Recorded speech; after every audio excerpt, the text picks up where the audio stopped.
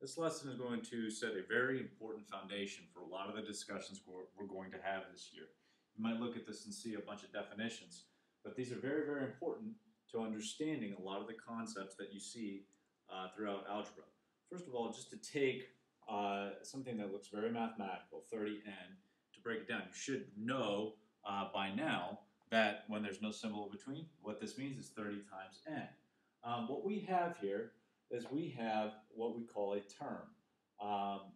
We have something happening to the variable, and that something is called the coefficient.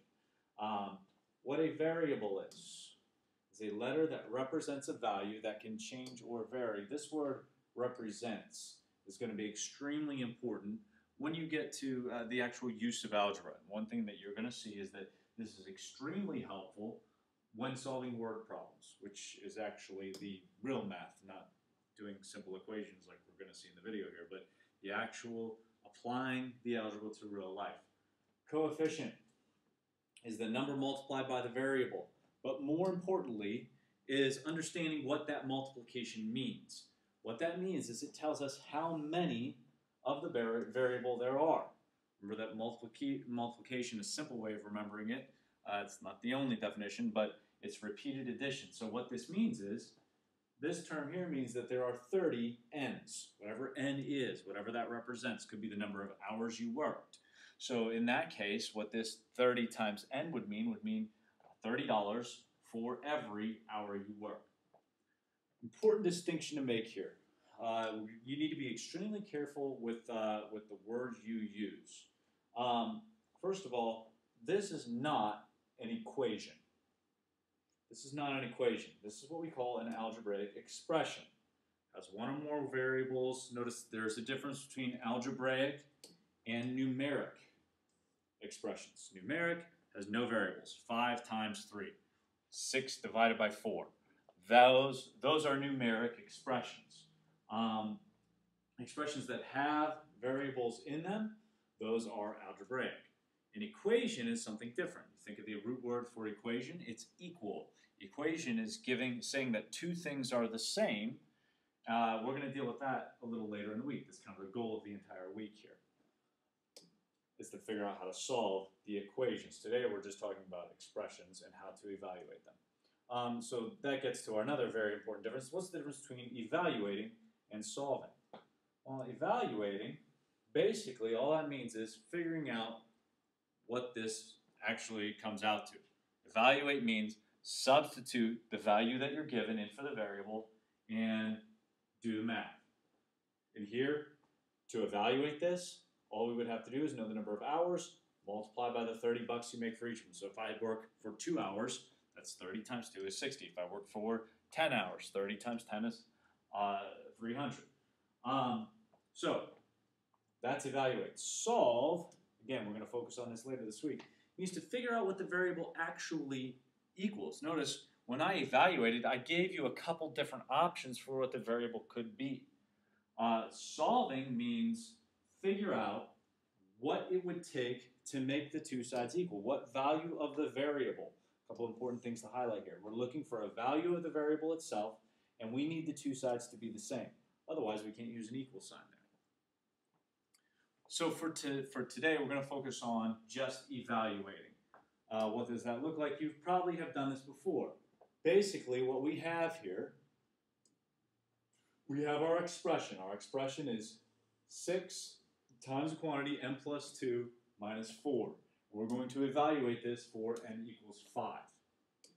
Okay, well that means just take this 5, plug it in for n, and that's it. So we're going to rewrite this with the 5 plugged in. Very important to show each step of the work here. The reason being, if I just skip and write 6 times 7 minus 4, if I just started right here, that doesn't really show whoever's reading my work how I relate that back to the original problem. So you need to show this plug-in step right here. Don't forget to do that. Show your work as a way to prove your answer. All right, notice I did the parentheses first because we're following correct order of operation. Then we're going to multiply before we subtract. You get 18 on this. What that means is you subtracted 7 minus 4 and got 3. 3 times 6 is 18. Doesn't work that way. 42 minus 4 38. Do not upset Aunt Sally. Make sure you solve her operations correctly. All right, here's my expression, 3x plus 2y, and I'm going to do that for x equals 3 and y equals 4. So for x, I'm going to plug that in right here, and y is going to go right there. So if this is 3 times 3 plus 2 times 4, 9 plus 8, I will allow you to do that on the same step because they're both multiplication. 9 plus 8 then is 17. That's it. Now, to give you an idea of kind of more what we're going to do in class, this isn't exactly what we're going to do in class. We're going to up it a little bit more than this, actually. This is where the rubber meets the road. This is where we actually use expressions. Here we have an expression, 1.8 times c plus 32. Notice the variable stands for something. The variable here represents the temperature in Celsius. You're watching the Olympics, a lot of times they would bring up the temperature and it would say like 22 degrees Celsius. Well, 22 degrees, that's freezing cold. You're not going to play beach volleyball in 22-degree weather. But in Celsius, that might be a different story if it's 22 degrees Celsius versus Fahrenheit. So what we have here, we have an expression that helps us figure out what the temperature is, what a Celsius temperature is in Fahrenheit. Okay? So what they want to know then, they want to know what the boiling point of water is. If it's 100 degrees Celsius, what is it in Fahrenheit? Some of you probably have this memorized. This is just an example to show how this works. So essentially what they want us to do, they want us to evaluate this for C equals 100. Notice how much highlighting I'm doing here. If you don't have a highlighter, get one. Very, very useful for when you're doing word problems. If you only have one color highlighter, get a couple different colors. Really helps you out here. So all I'm doing, I'm going to take this, plug it in for C. The math is very, very easy. The only difficult thing here is picking out the important stuff. Important information. So this is 1.8 times 100. Notice I did not put an x here. If I put an x there, I'm saying 1.8 variable 100, not 1.8 times 100. X no longer means multiply. I'm going to be picky on that because we need to write what we mean. And if we write x, now that means a variable. It no longer means multiplication like it did back in elementary school. All right, so 1.8 times 100 plus 32. Well, 1.8 times 100, that's 180. Plus 32, going to be 212 degrees Fahrenheit. Don't forget your labels, because otherwise, if I just write 212, I'm not making sense of my problem, am I? If somebody asks me what's the temperature in Fahrenheit, and I say 212, maybe they may be able to make that connection, but if they're a little slow like me, they might need you to give the units to be able to figure out exactly what you're referring to. So, I need you to now take out a piece of paper, and you're going to turn this work in tomorrow.